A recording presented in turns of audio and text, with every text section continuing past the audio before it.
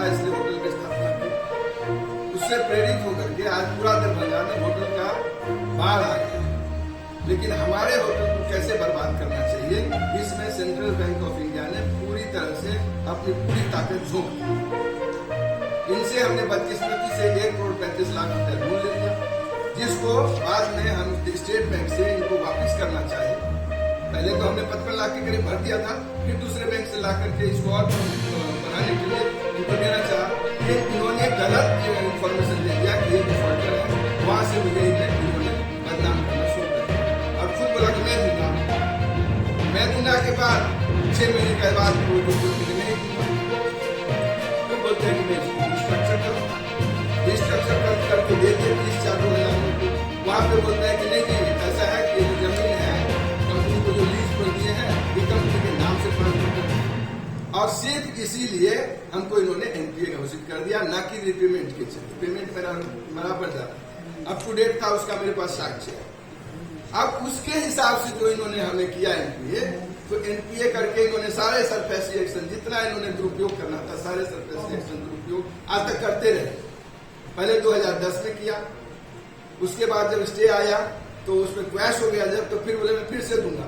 अरे एक बार क्वैश हो गया तो सेम कॉज ऑफ एक्शन में फिर से कैसे बढ़ गए? भाई बढ़ सकते हैं, हमारी मर्जी। मनमानी करते हुए फिर से इन्होंने जमीन का पोजीशन लिया और बेचने में जाकर के सीधे मकान घुसार दिया, जो इनके पास ना तो पोजीशन में था ना ही मॉर्गेज था। पहले भी इस विषय पर स्टे आया था कि जो चीज आपके पास नहीं है पोजीशन में सिंबॉलिक, वो आप नहीं बेच सकते हो। और इन्होंने मान लिया 17/11/2011 के आदेश में कि मेरे पास नहीं था, वो मैंने गलती से जोड़ दिया।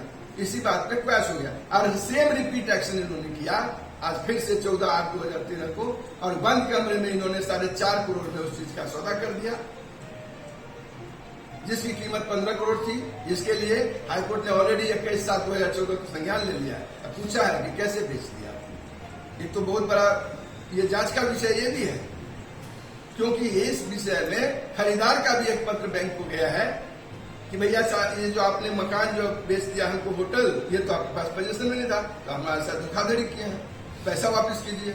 नहीं तो होटल तो है नहीं, इसलिए पैसा वापस कीजिए, नहीं तो आपके ऊपर धोखाधड़ी करेंगे। लेकिन 7 साल में आज तक किया नहीं। अब इसका क्या अर्थ है ये मुझे नहीं पता। ये 4.5 में ही सौदा हुआ या कुछ अंदर भी गया, इसके विषय में तो अभी वर्तमान में आपको क्या दिक्कत? वर्तमान में ऐसा है कि ये हारने के बाद ये दोबारा जो इन्होंने लिया उसमें 74-40 के ऊपर एक आदेश पारित हुआ कि जब तक इसका फलाफल नहीं आता है तब तक जितने भी विरोधी पार्टी हैं, जिसमें खरीदार है, बैंक है और जिला अधिकारी है, उनका कोई भी एक्शन आगे नहीं होगा जब तक इसका फाइनल ऑर्डर नहीं आएगा। ठीक है, इसके ऊपर एक जिलाधिकारी का पहले भी 177/2013 में वाद संख्या में एक ऑर्डर पास हो चुका है, जिसमें यह लिखा है कि इसका निष्पादन तब होगा जब फाइनल ऑर्डर आए। और वो हाईकोर्ट के द्वारा स्टेड है। स्टेड है मतलब क्वैश नहीं है, लेकिन उसी स्टेड होने के बावजूद जिलाधिकारी ने दूसरा आदेश निकाल दिया, जिसमें लिख दिया कि भाई इनको जमीन का पोजीशन दे दो। वो 2022 में 29/11/2022 को निकाला और साथ में लास्ट में एक लाइन लिख दिए कि 74-40 का जो होगा फलाफल उसके अनुसार ये लागू होगा। 6 महीने गुजर गए 90 दिन के बदले। एकाएक 6 महीने के बाद सीओ साहब का चिट्ठी आ गया। अब किससे प्रेरित होकर आया नहीं पता, या तो 74-40 का उनके पास कोई आदेश होगा तो ही वो आएंगे पोजीशन लेने। किस चीज का पोजीशन लेना है वो नहीं बताते हैं, किस आदेश से आए हैं वो नहीं बताते हैं। जबकि उसी आदेश में यह भी लिखा है कि 74-40 के बाद ही होगा। या तो 74-40 का दे हमें आदेश, उसके बाद किस चीज पे पोजीशन आता है वो देखें, तभी कुछ बोल सकते हैं। अन्यथा अगर वो आ रहे हैं तो अवैधानिक रूप से आ रहे हैं, ये वैधानिक इसका कोई कारण नहीं है। रही बात कि इस विषय में एसडीओ से हमने बात किया, एसडीओ साहब ने उनको पत्र लिखा कि 74-40 का अगर कोई आदेश है तो भेजो जिसके ऊपर तुम आगे बढ़ रहे हो। उसका कोई उत्तर नहीं आया। 27/5 का पहले डेट था, बाद में फिर एक पत्र मुझे आ गया कि 15/6 को हम आ रहे हैं, कोर्स हमको चाहिए। उस एसडीओ को चिट्ठी गया, उसका कॉपी मुझे आता है। मेरे यहाँ कोई डायरेक्ट नहीं आता है, उसकी कॉपी आती है। हमें डर ये लग रहा है कि उस आदेश में का तामील कैसे हो सकता है जिसको खुद कलेक्टर साहब ने स्थगित किया है। और अगर नहीं भी किया है, समझिए थोड़ी देर के लिए कि वो बोलेंगे नहीं दिए तो लागू होगा, तो भी सिर्फ जमीन का पोजीशन लेना है। इस आड़ में ये मेरे मकान में गुंडे घुसाएंगे। होटल में। हाँ, और जबरदस्ती ये छीनना चाहती है, जो इनका नहीं है। क्या लग रहा है जो आज के दिन में बिहार सरकार और बैंक मिलकर यहाँ से जो वैसे लोग जो व्यापारी हैं उनको बिहार से बाहर करने का प्रयास कर रहा है, क्या इस तरह का रहा है क्या? बिहार सरकार में इन्वेस्टमेंट आएगा, ये खोखला दावा है। जो आया है वो भी भाग जाएगा। यही स्थिति अगर रह गई तो मिलकर कर रहे हैं कि नहीं पता नहीं, लेकिन इसमें तो प्रशासन जरूर अगुवा हो रहा है, जिससे कि आदमी भाग जाए।